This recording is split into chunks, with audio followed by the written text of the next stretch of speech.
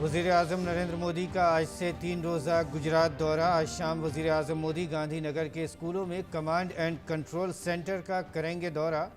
منگل کو وزیر اعظم جام نگر میں WHO کے ڈائریکٹر جنرل کی موجودگی میں WHO centre for traditional medicine کا رکھیں گے سنگ بنیاد۔ گاندھی نگر میں عالمی آیوش سرمایہ کاری اور اختراعی سربراہ اجلاس کا بھی کریں گے وزیر اعظم افتتاح۔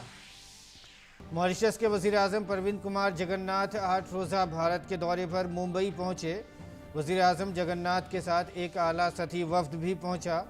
جگن ناتھ گجرات کے جام نگر میں وزیر اعظم مودی سے کریں گے ملاقات۔ ماریشس کے وزیر اعظم اپنے دورے کے دوران وارانسی بھی جائیں گے۔ وزیر خزانہ نرملا سیتا رمن امریکہ کے لیے روانہ۔ اس دوران سیتا رمن عالمی بینک اور IMF کے ساتھ G20 کے وزرائے خزانہ سے کریں گی ملاقات۔ انڈونیشیا، جنوبی کوریا، سری لنکا اور جنوبی افریقہ سمیت کئی دیگر ممالک کے ساتھ باہمی مفادات کے امور پر بھی کریں گی دو طرفہ میٹنگ۔ آج سے نئی دہلی میں آرمی کمانڈز کی 2 سالہ کانفرنس کا آغاز۔ 5 روزہ کانفرنس کے دوران بھارتی فوج کے سبھی سینئر فوج کی آپریشنل تیاریوں کا لیں گے جائزہ اور ساتھ ہی سرحدی بنیادی ڈھانچے کی ترقی سے متعلق پہلوؤں پر بھی کریں گے تفصیلی طور پر تبادلہ خیال۔ روسی گولہ باری اور فضائی حملوں نے یوکرین میں متعدد اہداف کو بنایا نشانہ۔ اتوار کو ماریوپول میں یوکرین کے محافظوں نے ہتھیار ڈالنے کی روسی الٹیمیٹم کو کیا نظر انداز۔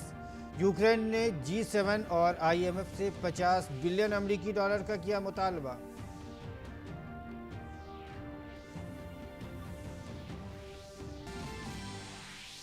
IPL میں اتوار کو ایک دلچسپ مقابلے میں گجرات ٹائٹنز نے چنئی سپر کنگز کو دی شکست۔ دوسرے میچ میں سن رائزرز حیدرآباد نے پنجاب کنگز کو شکست دے کر مسلسل چوتھی جیت کی درج۔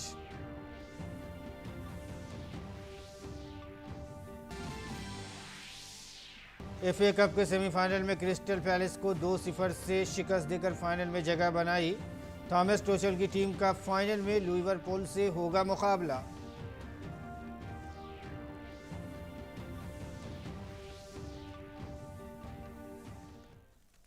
ناظرین آداب، اردو خبرنامے میں آپ کا خیر مقدم ہے۔ میں ہوں آپ کے ساتھ مسرور فیضی، اور آئیے اب خبروں پر تفصیل کے ساتھ نظر ڈالتے ہیں۔ وزیر اعظم نریندر مودی آج سے 20 اپریل تک گجرات کے دورے پر ہوں گے۔ شام میں وزیر اعظم گاندھی نگر میں اسکولوں کے کمانڈ اینڈ کنٹرول سینٹر کا دورہ کریں گے۔ 19 اپریل کی صبح وہ بناسکانٹھا کے دیودر میں بناس ڈیری سنکول میں کئی ترقیاتی پروجیکٹوں کا سنگ بنیاد رکھیں گے اور کئی پروجیکٹوں کو ملک کے نام وقف کریں گے۔ اس کے بعد دوپہر میں وہ جام نگر میں WHO global centre for traditional medicine کا سنگ بنیاد رکھیں گے۔ 20 اپریل کو وزیر اعظم صبح گاندھی نگر میں global AYUSH investment and innovation summit کا افتتاح کریں گے۔ اس کے بعد دوپہر میں وہ داہود میں آدی جاتی مہا سمیلن میں شرکت کریں گے اور مختلف ترقیاتی منصوبوں کا افتتاح کریں گے اور سنگ بنیاد رکھیں گے۔ وزیر اعظم شام کو گاندھی نگر میں اسکولوں کے کمانڈ اینڈ کنٹرول سینٹر کا دورہ کریں گے۔ یہ مرکز طلباء کے لیے مجموعی طور پر سیکھنے کے نتائج کو بڑھانے کے لیے سالانہ 500 کروڑ سے زیادہ ڈیٹا سیٹ جمع کرتا ہے اور بگ ڈیٹا انالیٹکس، مصنوعی ذہانت اور مشین لرننگ کا استعمال کرتے ہوئے ان کا معنی خیز تجزیہ کرتا ہے۔ اساتذہ اور طلباء کی یومیہ آن لائن حاضری کو ٹریک کرنے میں مدد کرتا ہے۔ طلباء کے سیکھنے کے نتائج کا مرکزی، اضافی اور متواتر تجزیہ کرتا ہے۔ اسکولوں کے لیے اس کمانڈ اینڈ کنٹرول سینٹر کو عالمی بینک کی جانب سے عالمی سطح پر بہترین اقدام کے طور پر تسلیم کیا گیا ہے، جس نے دوسرے ممالک کو بھی اس کے بارے میں جاننے اور دیکھنے کی دعوت دی ہے۔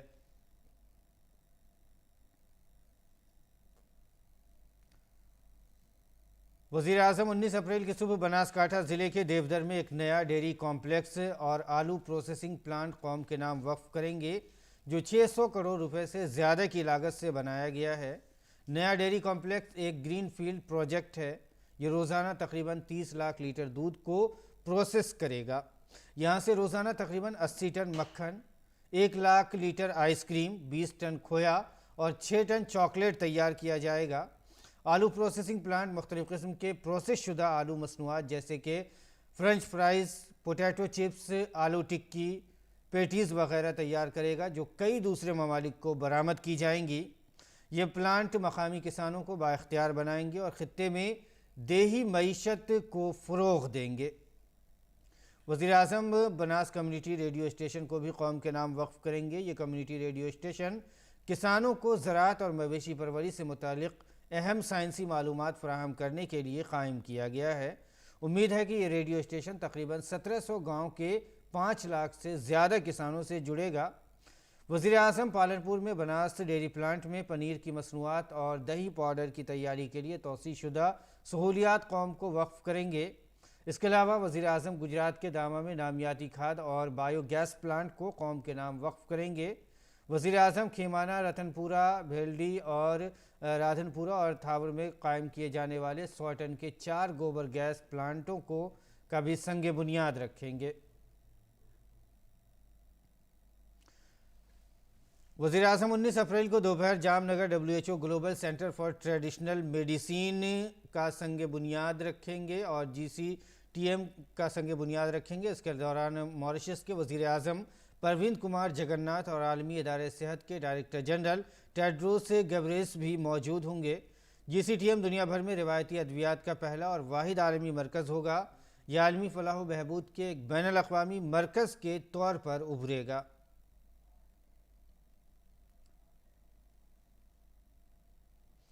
گجرات کے گاندھی نگر میں مہاتما مندر میں منعقد ہونے والے عالمی آیوش سرمایہ کاری اور اختراعی سربراہ اجلاس کا افتتاح وزیر اعظم 20 اپریل کو تقریباً 10:30 بجے کریں گے۔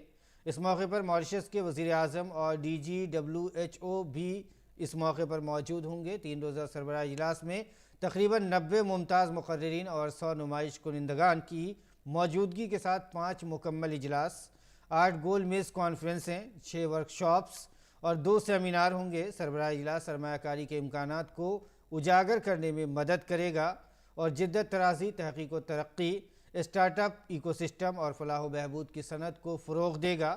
یہ صنعتی لیڈروں، ماہرین تعلیم اور اسکالرز کو ایک ساتھ لانے میں مدد کرے گا اور مستقبل میں تعاون کے لیے ایک پلیٹ فارم کے طور پر کام کرے گا۔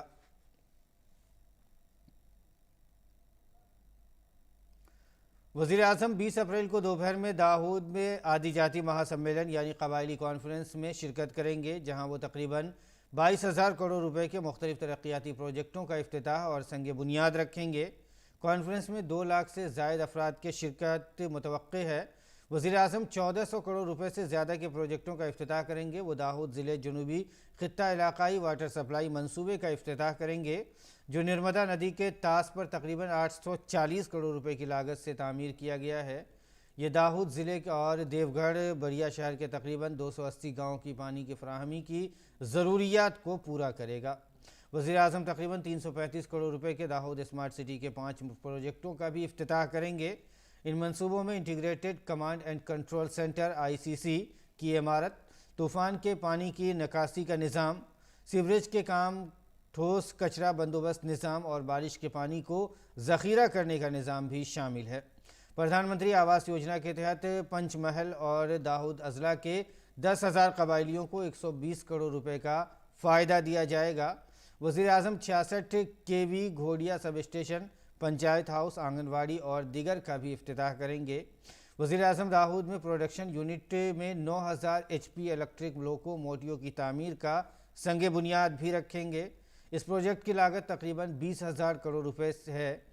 داہود ورکشاپ جو 1926 میں اسٹیم لوکو موٹیوز کے طور پر قائم کی گئی تھی، اس کو بنیادی ڈھانچے میں بہتری کے ساتھ الیکٹرک لوکو موٹیو مینوفیکچرنگ یونٹ میں اپ گریڈ کیا جائے گا۔ یہ 10,000 سے زیادہ لوگوں کو براہ راست یا بالواسطہ روزگار فراہم کرے گا۔ وزیر اعظم ریاستی حکومت کے تقریباً 550 کروڑ روپے کے مختلف پروجیکٹوں کا سنگ بنیاد بھی رکھیں گے۔ اس میں تقریباً 300 کروڑ روپے کے پانی کی فراہمی سے متعلق منصوبے، تقریباً 175 کروڑ روپے کے داہود اسمارٹ سٹی پروجیکٹ، 2 دھیمتی ندی پروجیکٹ سے متعلق کام، گھوڑیا میں گیٹکو سب اسٹیشن وغیرہ بھی اس میں شامل ہیں۔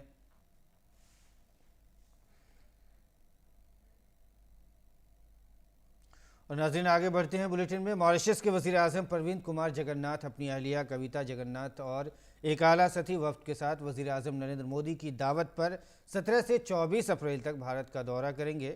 وزارت خارجہ کے مطابق بھارت اور ماریشس کے درمیان خصوصی اور گہرے تعلقات ہیں۔ یہ مراسم مشترکہ تاریخ، ثقافت اور ورثے سے وابستہ ہیں۔ اس دورے سے دو طرفہ تعلقات مزید مضبوط ہوں گے۔ ماریشس کے وزیر اعظم اپنے بھارتی ہم منصب نریندر مودی کے ساتھ 19 اپریل کو جام نگر میں WHO global centre for traditional medicine کی سنگ بنیاد کی تقریبات اور 20 اپریل کو گاندھی نگر میں global AYUSH investment and innovation summit میں شرکت کریں گے۔ گجرات اور نئی دہلی میں سرکاری مصروفیات کے علاوہ ماریشس کے وزیر اعظم اپنے دورے کے دوران وارانسی بھی جائیں گے۔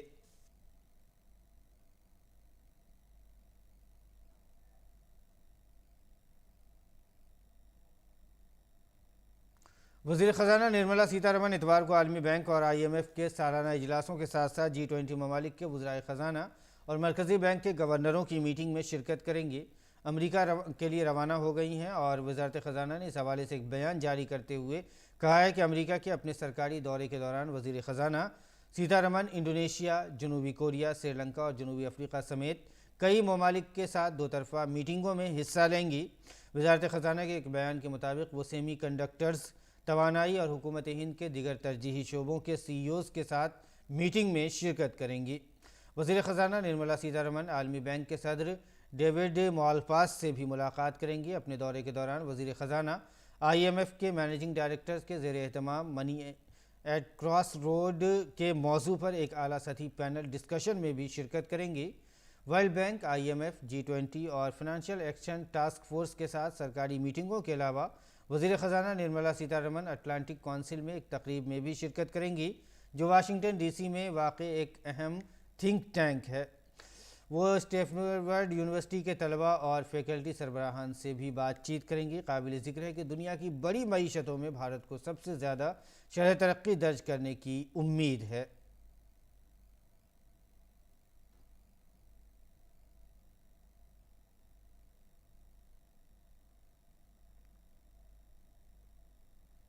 اور بھارت میں غربت کے حوالے سے اچھی خبر ہے۔ بھارت میں غریبی میں کمی آئی ہے۔ عالمی بینک رپورٹ کے مطابق بھارت میں غربت میں گراوٹ درج ہوئی ہے۔ بھارت میں شرح غربت 2011 میں 22.5% سے کم ہو کر 2019 میں 10.2% ہو گئی ہے۔ غربت میں کمی شہری علاقوں کے مقابلے دیہی علاقوں میں زیادہ تھی۔ دیہی علاقوں میں غربت 2011 میں 26.3% سے کم ہو کر 2019 میں 11.6% رہ گئی۔ شہری علاقوں میں غربت 14.2% سے کم ہو کر 6.3% رہ گئی۔ 2011 سے 2019 کے دوران دیہی اور شہری غربت میں 14.7 اور 7.9% کی کمی درج کی گئی ہے۔ غربت میں کمی کی بڑی وجہ چھوٹے کسانوں کی اقتصادی حالت میں تبدیلی ہے۔ بھارت میں غربت کے حوالے سے اچھی خبر یہ ہے کہ عالمی بینک کی رپورٹ کے مطابق بھارت میں غربت میں گراوٹ درج ہوئی ہے۔ رپورٹ کے مطابق بھارت میں شرح غربت 2011 میں 22.5% سے کم ہو کر 2019 میں 10.2% رہ گئی ہے۔ شہری علاقوں کے مقابلے دیہی علاقوں میں غربت میں کمی زیادہ رہی ہے۔ دیہی علاقوں میں غربت 2011 میں 26.3% سے کم ہو کر 2019 میں 11.6% رہ گئی ہے۔ وہیں شہری علاقوں میں اسی مدت کے دوران یہ کمی 14.2% سے کم ہو کر 6.3% رہ گئی ہے۔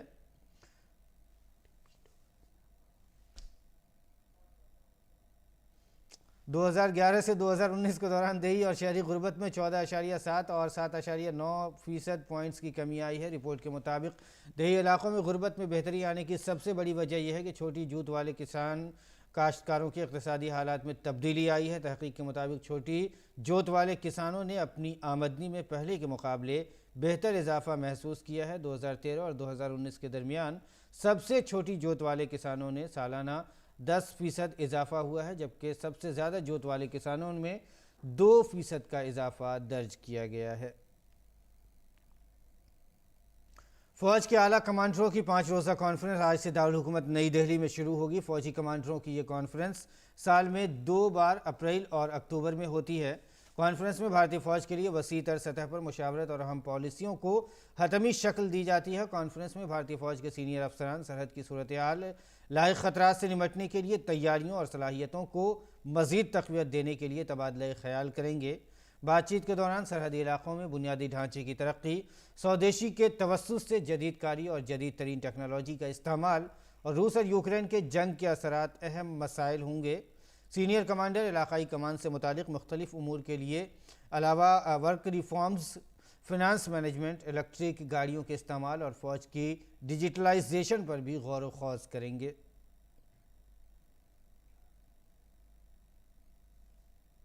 6 اپریل 2022 کو Ayushman Bharat health and wellness centre میں ایک دن میں 3 لاکھ سے زیادہ ٹیلی کنسلٹیشن کیے گئے۔ یہ ایک دن میں اب تک کی جانے والی ٹیلی کنسلٹیشن کی سب سے زیادہ تعداد ہے۔ اس سے پہلے ایک دن میں 1.8 لاکھ ٹیلی کنسلٹیشن کا ریکارڈ تھا۔ یہ record Ayushman Bharat health and wellness centre کے آغاز کے 4 سال مکمل ہونے کے موقع پر حاصل کیا گیا ہے۔ اس سہولت کے ذریعے دور دراز کے دیہات میں رہنے والا عام آدمی بھی ضلع اسپتال اور ایمس جیسے اسپتالوں کے ڈاکٹروں سے مشورہ لے سکتا ہے۔ ملک کے 1 لاکھ سے زیادہ صحت اور تندرستی کے مراکز کو ای سنجیونی ٹیلی کنسلٹیشن سے منسلک کیا گیا ہے۔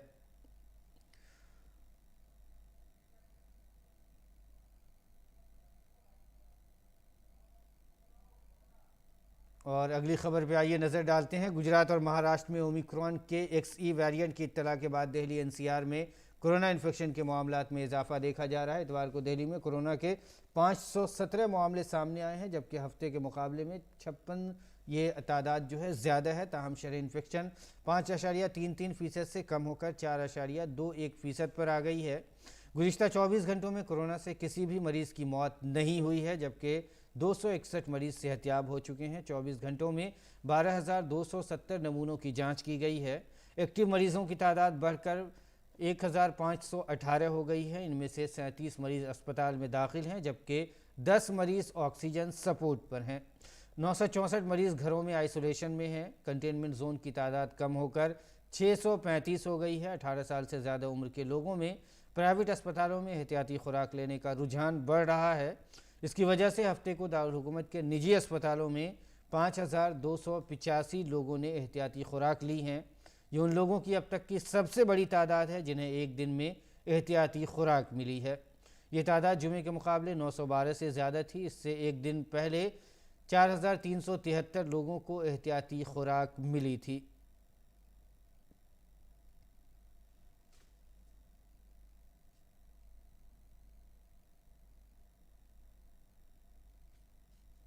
اور اب پوری دنیا سے کورونا کے معاملات سامنے آنے کا سلسلہ جاری ہے۔ دنیا بھر میں کووڈ-19 کے معاملات کی تعداد 50 کروڑ 46 لاکھ سے تجاوز کر گئی ہے، جبکہ 45 کروڑ 54 لاکھ سے زیادہ لوگ اس بیماری سے صحت یاب ہو چکے ہیں۔ دنیا بھر میں اس بیماری سے 62 لاکھ 22 ہزار سے زیادہ افراد ہلاک ہو چکے ہیں۔ امریکہ کووڈ-19 کے معاملات اور اموات کی تعداد میں بدستور سر فہرست ہے۔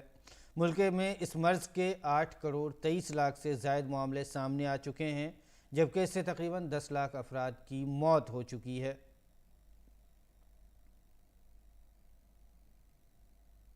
یورپ کے فرانس میں 2 کروڑ 77 لاکھ سے زیادہ معاملے درج ہوئے ہیں۔ اس کے بعد جرمنی میں 2 کروڑ 34 لاکھ سے زیادہ معاملے درج ہوئے ہیں۔ یورپ میں جرمنی کے بعد برطانیہ میں 2 کروڑ 17 لاکھ کووڈ کے معاملے درج ہوئے ہیں، جبکہ روس میں کووڈ کے 1 کروڑ 80 لاکھ سے زیادہ معاملے درج کیے گئے ہیں۔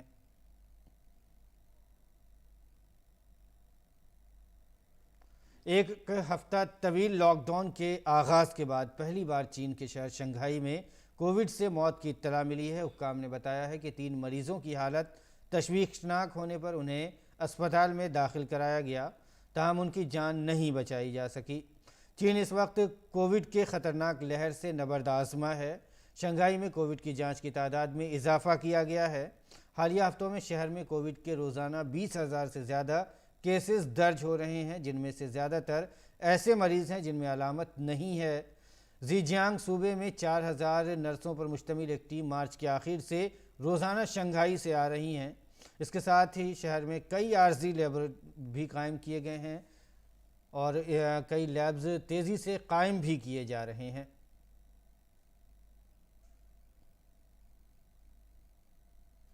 ماریوپول میں یوکرین کے فوجیوں نے ہتھیار ڈالنے کے روسی الٹیمیٹم کو نظر انداز کر دیا ہے۔ یوکرین کے فوجیوں نے اتوار کو ماریوپول کے چورنت بندرگاہ میں ہتھیار ڈالنے کے لیے روسی الٹیمیٹم پر احتجاج کیا۔ موسکو کا دعویٰ ہے کہ اس کی افواج نے ماریوپول پر تقریباً مکمل قبضہ کر لیا ہے۔ اس دوران یوکرین کے وزیر اعظم ڈینس شمائل نے کہا ہے کہ فوجی اب بھی ماریوپول میں لڑ رہے ہیں، جبکہ روس نے صبح تک ہتھیار ڈالنے کا الٹیمیٹم جاری کیا تھا۔ روس کو نے کہا ہے کہ اس کے پاس شہری علاقوں کا کنٹرول ہے۔ کچھ یوکرینی فوجی بحیرہ ازوف کے قریب واقع ہیں۔ وہیں شمال میں یوکرینی مزاحمت پر قابو پانے میں ناکامی کے بعد روسی افواج نے ڈونباس پر اپنا زمینی حملہ دوبارہ شروع کر دیا ہے اور دارالحکومت کیف سمیت دیگر مقامات پر طویل فاصلے تک حملے شروع کر دیے ہیں۔ یوکرین کے صدر اقتصادی مشیر اولیگ اسٹینکو نے G7 اور بین الاقوامی مالیاتی فنڈ سے کہا ہے کہ وہ یوکرین کے لیے 50 بلین امریکی ڈالر کی مالی امداد فراہم کریں۔ انہوں نے کہا ہے کہ یوکرین کو اس وقت تقریباً 7 بلین امریکی ڈالر ماہانہ کے نقصانات کا سامنا ہے، جو کہ 6 ماہ کے عرصے میں بڑھ کر 50 بلین امریکی ڈالر تک پہنچنے کا تخمینہ ہے۔ قابل ذکر ہے کہ 24 فروری کو روس نے یوکرین میں فوجی آپریشن شروع کیا تھا۔ روس کی وزارت دفاع نے کہا ہے کہ روسی آپریشنز محض یوکرین کے فوجی ڈھانچے کو نشانہ بنا رہے ہیں۔ IPL 2021 کے finalist Kolkata night riders team پچھلے میچوں میں لگاتار 2 بار ہارنے کے بعد مایوس نظر آ رہی ہے۔ آج KKR کا مقابلہ مضبوط راجستھان رائلز سے ہوگا۔ KKR راجستھان کے خلاف اپنی جیت درج کرنے کے لیے پرعزم ہے۔ قابل ذکر ہے کہ آخری میچ میں KKR کو دہلی کیپٹلز نے 44 رنز سے اور سن رائزرز حیدرآباد نے 7 وکٹوں سے شکست دی تھی۔ وہیں دوسری جانب راجستھان کی ٹیم اس میچ کا آغاز جیت کے دعوے دار کے طور پر کرے گی۔ جوس بٹلر اور یوزویندر چہل موجودہ ٹورنامنٹ میں سب سے زیادہ رنز بنانے والے اور وکٹ لینے والوں کی فہرست میں شامل ہیں۔ کولکاتہ نائٹ رائڈرز اس وقت پوائنٹس ٹیبل میں 6 نمبر پر ہے، جبکہ راجستھان رائلز کی ٹیم 6 پوائنٹس کے ساتھ 5ویں نمبر پر ہے۔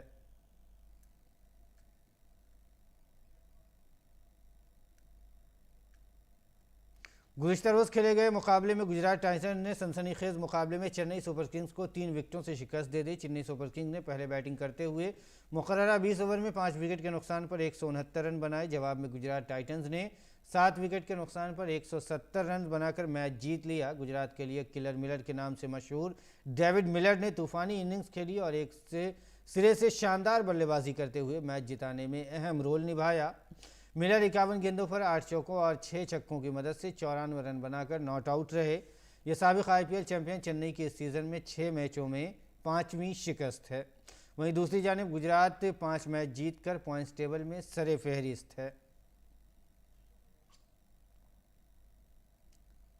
IPL میں گزشتہ روز کھیلے گئے دن کے پہلے میچ میں سن رائزرز حیدرآباد نے پنجاب کنگز کو 7 وکٹ سے شکست دی۔ ٹاس ہارنے کے بعد بیٹنگ کا فیصلہ کرتے ہوئے پنجاب کنگز نے اپنی تمام وکٹیں گنوانے کے بعد حیدرآباد کو جیت کے لیے 152 رن کا ہدف دیا تھا۔ جواب میں حیدرآباد کی ٹیم نے پنجاب کنگز کی جانب سے دیے گئے ہدف کا تعاقب بآسانی 18.5 اوور میں 3 وکٹ کے نقصان پر کر کے کامیابی حاصل کر لی۔ حیدرآباد کی جانب سے ایڈن مارکرم نے 27 گیندوں میں 41 رن اور نکولس پورن 30 گیندوں پر 35 رن بنا کر ناٹ آؤٹ رہے۔ اس IPL میں حیدرآباد کی یہ لگاتار 4تھی جیت ہے۔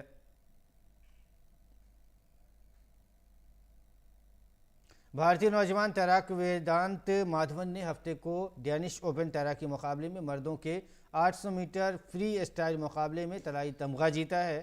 ویدانت نے اس سے قبل جمعے کو 1500 میٹر فری اسٹائل مقابلے میں چاندی کا تمغہ جیتا تھا۔ قابل ذکر ہے کہ ویدانت مادھون بالی ووڈ اداکار آر مادھون کے بیٹے ہیں۔ اس سے قبل ویدانت نیشنل سوئمنگ میں گولڈ میڈل جیت چکے ہیں۔ ویدانت نے مارچ 2021 میں لاٹویا اوپن میں کانسے کا تمغہ جیتا تھا۔ وہیں وہ جونیئر نیشنل ایکواٹک چیمپئن شپ میں 7 تمغے جیتنے میں کامیاب رہے ہیں، جن میں 4 چاندی اور 3 کانسے کے تمغے تھے۔ بھارت کے ابھرتے ہوئے ٹیبل ٹینس کھلاڑی وشودین دیالن اتوار کو ایک سڑک حادثے میں ہلاک ہو گئے۔ وہ 83ویں سینئر نیشنل اور inter state table tennis championship میں شرکت کے لیے گوہاٹی سے شیلانگ جا رہے تھے۔ 18 سالہ دین دیالن کے ساتھ ٹیکسی میں سفر کر رہے 3 دیگر افراد رمیش، سنتوش کمار، اویناش پرسنا، جی سری نواسن اور کشور کمار کو شدید چوٹیں آئیں۔ ڈاکٹروں کے مطابق تینوں کی حالت مستحکم ہے اور وہ خطرے سے باہر ہیں۔ وشودین دیالن 17 اپریل کو سے آسٹریلیا کے لینز میں ہونے والے WTT یوتھ ٹورنامنٹ میں بھارت کی نمائندگی کرنے والے تھے۔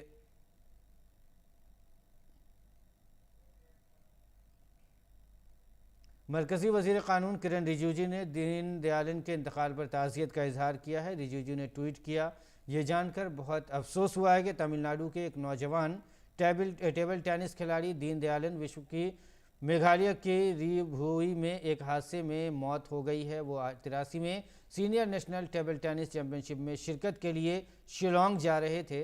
उनके ख़ानदान के तईं मेरी गहरी ताज़ियत। इतवार की शब खेले गए एफए कप के दूसरे सेमीफाइनल में चेल्सी ने क्रिस्टल पैलेस को 2-0 से शिकस्त देकर एफए के कप में फाइनल में अपनी जगह बना ली है। चेल्सी ने तीसरी बार एफए कप के फाइनल में जगह बनाई है। पहला हाफ बगैर किसी गोल के रहने के बाद दूसरे हाफ में चेल्सी की टीम ने शानदार कारकर्दगी का मुजाहरा किया और 65वें मिनट में गोल करके 1-0 की बरतरी हासिल कर ली। इसके बाद चेल्सी ने 76वें मिनट में दूसरा गोल करके फाइनल में अपनी जगह बना ली है। अब फाइनल में चेल्सी का मुकाबला लिवरपूल से होगा।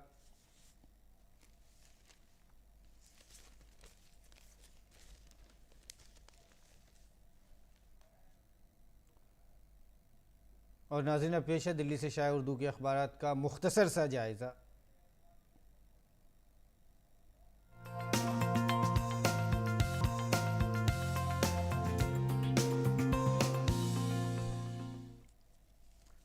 अखबारात के जायज़े में आइए सबसे पहले नज़र डालते हैं रोज़नामा इनकलाब की अहम सुर्खियों पर। पहली अहम सुर्खी लगाई है शहबाज शरीफ ने वज़ीर आज़म मोदी के ख़त का जवाब भेजा, पुरअमन और ताउन पर मबनी ताल्लुक़ात की ख्वाहिश ज़ाहिर की।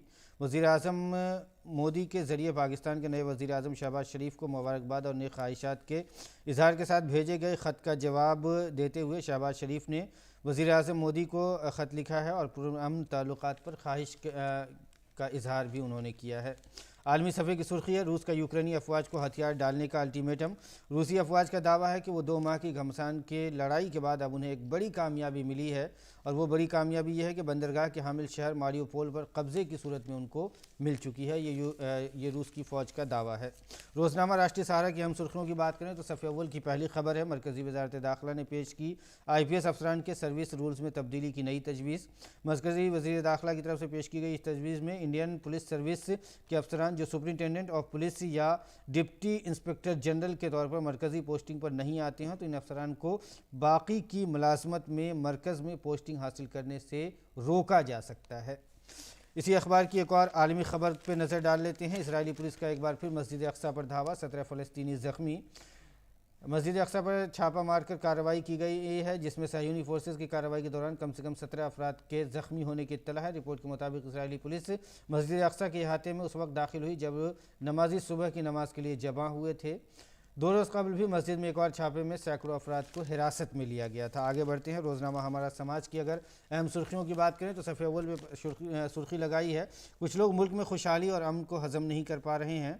ये कहना है मरकज़ी वज़ीर अक़लियती उमूर मुख्तार अब्बास नकवी का। उन्होंने कहा कि भाईचारा, फ़िरक़ा वाराना हम आहंगी, रवादारी भारत के DNA में शामिल है। दुनिया के तमाम मज़ाहिब के तकरीबन तमाम पैरोकार मुल्क में अमन से रहते हैं, लेकिन कुछ कम ज़हन अनासिर हैं जो मुल्क में अमन और खुशहाली को हज़म नहीं कर पा रहे हैं। हालिया वाक़यात के सिलसिले में ये उनका जो है रद्द अमल सामने आया है। एक और ख़बर सफ़े अव्वल की अहम सुर्खी है गैर यकीनी वक्त में भारत एक अहम स्ट्रेटेजिक पार्टनर है। बरतानवी वज़ीर आज़म बोरिस जॉनसन ने कीव में यूक्रेन के सदर व्लादिमीर ज़ेलेंस्की से मुलाकात के चंद दिन के बाद एक बड़ी इक़्तिसादी ताकत और इस गैर यकीनी वक्त में बरतानिया के लिए इंतहाई काबिल क़दर स्ट्रेटेजिक पार्टनर के साथ ताल्लुकात की तजदीद की है और इसे बेहतर बनाने के लिए वो हिंदुस्तान के दौरे पर आ रहे हैं। तो नाज़रीन ये था दिल्ली से शाये उर्दू के अखबारात का मुख्तसर सा जायज़ा। और अब आइए जान लेते हैं मुल्क के मौसम का क्या है मिजाज।